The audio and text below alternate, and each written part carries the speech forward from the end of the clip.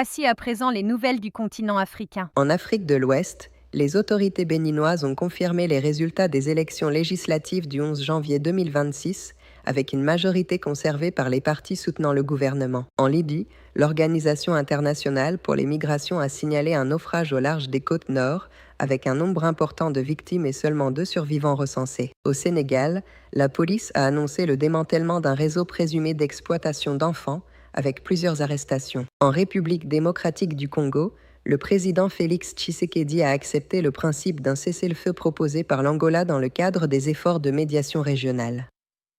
Cette initiative intervient dans un contexte de tensions persistantes avec le groupe armé M23.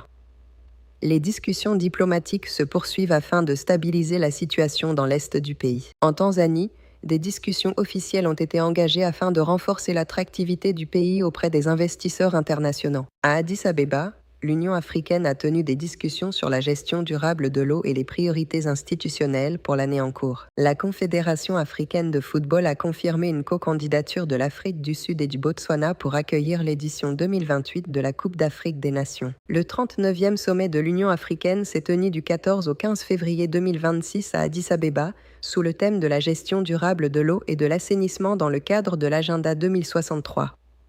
Le président du Burundi, Evariste Ndayishimiye, a pris la présidence tournante de l'organisation pour l'année 2026.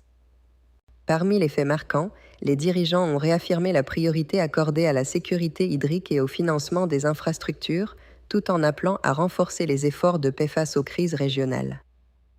Lors du sommet, plusieurs dirigeants africains ont appelé à une intensification des efforts diplomatiques pour mettre fin au conflit en cours au Soudan.